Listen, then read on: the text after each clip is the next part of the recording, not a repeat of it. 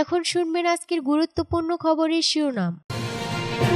Iran Israeli সংঘাতের পরিণত কোন দিকে? উপজেলা মনোনয়নপত্র প্রত্যাহারে হার্ড লাইনে বিএনপি। আওয়ামী লীগ ভয়াবহ দুঃশাসনের মূলোৎপাটনে জনগণ দৃঢ় প্রতিজ্ঞ জানিয়েছে মির্জা ফখরুল। সরাইলে মাটি কাটা নিয়ে দুপক্ষের সংঘর্ষে আহত 50, আটক 20। 50 বছরে 3টি রূপ ধারণ করেছে দেশের রাজনৈতিক ব্যবস্থা। গরিব দুস্থদের সারি 2 বন্ধুর কাছে সমালোচনার মুখে ব্যারিস্টার সুমন। ইরান ইসরায়েলের সংঘাতে পরিণত কোন দিকে? ইরান ও ইসরায়েলের মধ্যে চলমান সংঘাতের পরিণতি কি হতে পারে তা এখন অনেকটা নির্ভর করছে ইসরায়েলের দিকে কিভাবে শনিবার রাতে চালানো হামলার জবাব দেয় তার উপর। এমন মন্তব্য করেছেন বিবিসির নিরাপত্তা সংবাদদাতা ফ্লাম গার্ডনার। তার মতে মধ্যপ্রাচ্য ও বিশ্বের অন্যথ বহু দেশই কিন্তু এ পরিস্থিতিতে সংযম দেখানোর আহ্বান জানাচ্ছে। এর মধ্যে এমন অনেক দেশও আছে যারা ইরানের সরকারকে ঘুরতুর অপছন্দ করে, কিন্তু এখন তারা চাচ্ছে ইসরায়েলি যেন নতুন করে এ মামলার জবাব দিতে না যায়। অন্যদিকে ইরানের মনোভাবটা অনেকটা এই ধরনের, অ্যাকাউন্ট সেটলট মানে সুদ হয়ে গেছে, বিষয়টা এখানে ইতি টানলে ভালো। তবে হ্যাঁ, যদি আবার আমাদের বিরুদ্ধে পাল্টা আঘাত আনতে যাও সেক্ষেত্রে আমরা কিন্তু অনেক বেশি শক্তিশালী হামলা চালাবো, যেটা প্রতিহত করা তোমাদের সাধ্য কুলাবে না। ইরানের মানসিকতা ব্যাখ্যা করে এভাবে জানালেন ফ্লাম গার্ডনার। উপজেলা মনোনয়নপত্র প্রত্যাহারের হার্ড লাইনে বিএনপি। নীতিগত কারণে দলীয় শৃঙ্খলা ইস্যুতে হার্ড লাইনে বিএনপি।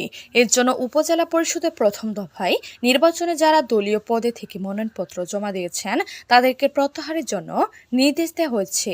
বৃহস্পতিবার সংশ্লিষ্ট বিভাগীয় সাংগঠনিক ও সহ সাংগঠনিক সম্পাদকরা প্রার্থীদের সঙ্গে কথা বলে দলের এমন নির্দেশনায় কথা জানান। একই সঙ্গে কেন্দ্রীয় সিদ্ধান্ত অপেক্ষা করে ভোটে অংশ নিলে সাংগঠনিক ব্যবস্থা নেওয়ার কথাও প্রার্থীদের স্মরণ করিয়ে দেয়া হয়। জানানো হয় ভোটে গেলে শৃঙ্খলা ভঙ্গের দায়ে আজীবন বহিষ্কার করা হবে। এছাড়াও বৃহস্পতিবার রাতে ভারপ্রাপ্ত চেয়ারম্যানের সঙ্গে বিভাগীয় সাংগঠনিক সম্পাদকদের ভার্চুয়াল বৈঠক হয়। সেখানে বাকি দাপের উপজেলা নির্বাচনে যাতে দলীয় কোনো নেতা অংশ না নেন সেই বিষয়ে প্রয়োজনীয় পদক্ষেপ নিতে সাংগঠনিক সম্পাদকের নির্দেশ দেয় হাইকমান্ডার। নির্দেশনা পেয়ে তারা কাজ শুরু করেছেন। এছাড়া দলীয় কুন্দল নিরসন, নেতায় দ্বন্দ্ব গ্রুপিং বিভাজন ও সিনিয়র নেতাদের নিয়ে কুরুচিপূর্ণ মন্তব্য রোধেও কঠোর হচ্ছে বিএনপি। মূল দল ও অঙ্গ সহযোগী সংগঠনে বিশৃঙ্খলাকারী নেতাদের লাগাম টেনে ধরতে চায় দলটি। একই সঙ্গে নেতাকর্মীদের জবাবদিহির আওতায় আনতে চায় হাইকমান্ডার। সংশ্লিষ্ট সূত্রে জানা গেছে এসব তথ্য। আওয়ামী লীগ ভয়াবহ দুঃশাসনের মূলোৎপাটনে জনগণ দৃঢ় প্রতিজ্ঞ জানিয়েছে মির্জা ফখরুল। জনগণের সম্মিলিত শক্তির কাছে আওয়ামী লীগ শাসক গোষ্ঠীকে পরাজয় বরণ করতে হবে বলে মন্তব্য করেছেন বিএনপির মহাসচিব মির্জা ফখরুল ইসলাম আলমগীর। তিনি বলেন, আওয়ামী লীগ ভয়াবহ দুঃশাসনের মূলোৎপাটন ঘটাতে জনগণ দৃঢ় প্রতিজ্ঞ। বৃহস্পতিবার গণমাধ্যমে পাঠানো এক বিবৃতিতে বিএনপির মহাসচিব কথা বলেন।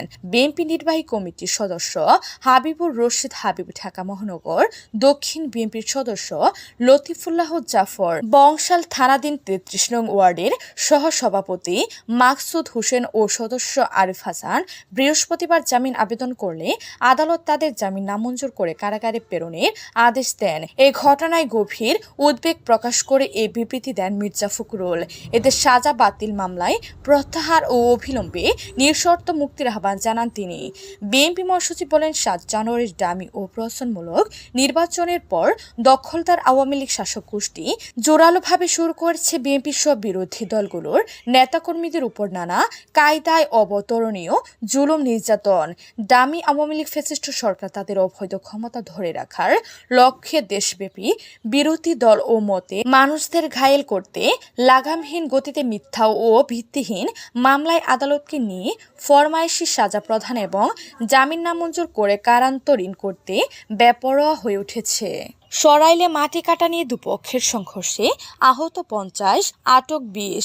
ব্রাহ্মণবাড়িয়ায় সরাইলে মাটি কাটা নিয়ে দুপক্ষের সংঘর্ষে 40 জন আহত হয়েছেন। বৃহস্পতিবার সকাল থেকে দুপুর পর্যন্ত উপজেলায় পাক শিমুল ইউনিয়নের পরমানন্দপুর গ্রামে এই সংঘর্ষের ঘটনা ঘটে। পরে পুলিশ খবর পেয়ে পরিস্থিতি নিয়ন্ত্রণে আনে। এ ঘটনায় 20 জনকে আটক করেছে পুলিশ। পুলিশ জানায়, পরমানন্দপুর গ্রামের সানা উল্লাহ গোষ্ঠীর মান্নান মিয়ার সঙ্গে বইলার বাড়ির রাশিদ মিয়ার মধ্যে ধান শুকানোর, খলা দখল ও মাটি কাটা নিয়ে কথা কাটাকাটি হয়। এর জের ধরে দুপক্ষ দেশীয় অস্ত্রশস্ত্র নিয়ে সংঘর্ষে জড়িয়ে পড়ে। এ সময় ঝগড়া নেতৃত্ব দেন সানা উল্লাহ গোষ্ঠীর কাঞ্চন মিয়া এবং বইলার দলের পক্ষে জিয়া রামিন। পরে সানা উল্লাহর পক্ষে যোগ দেন খাবাড়ি, কৈতব বাড়ির লোকজন। ওপর বইলার বাড়ির সঙ্গে যোগ দেন বুদ্ধির গোষ্ঠী, বসত বাড়ি ও উজিবাড়ির লোকজন। এতে উভয় পক্ষের 50 জন আহত হন। আহতদের স্থানীয় উপজেলা স্বাস্থ্য কমপ্লেক্সে চিকিৎসা দেওয়া হচ্ছে। সরাইল থানার ভারপ্রাপ্ত কর্মকর্তা ওসি এমরানুল ইসলাম জানান, সংঘর্ষে পরিস্থিতি নিয়ন্ত্রণে আনতে পুলিশ 12 রাউন্ড রাবার বুলেট ও 4 রাউন্ড টিয়ার সেল নিক্ষেপ করে। এ সময় 20 জনকে আটক করা হয়। ফের সংঘর্ষ এড়াতে এলাকায় পুলিশ মোতায়েন করা হয়েছে। 50 বছরে 3টি রূপ ধারণ করেছে দেশের রাজনৈতিক ব্যবস্থা। স্বাধীনতার 50 বছরে বাংলাদেশে রাজনৈতিক ব্যবস্থা মূলত 3টি রূপ গ্রহণ করেছে: সামরিক শাসন, প্রতিযোগিতামূলক দল ব্যবস্থা ও কর্তৃত্ববাদী দল ব্যবস্থা।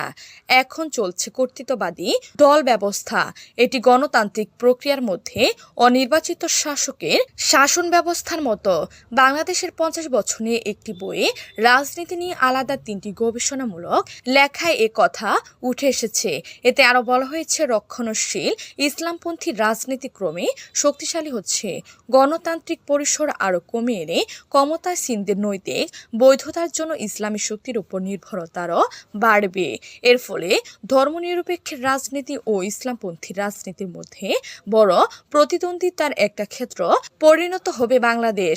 এছাড়া 2024 সালের 7 জানুয়ারি নির্বাচনের পর নির্বাচনের মধ্যে দিয়ে বিরোধী দলের ক্ষমতায় আসার সম্ভাবনা আরও আছে কিনা তা নিয়েও আলোচনা তৈরি হয়েছে।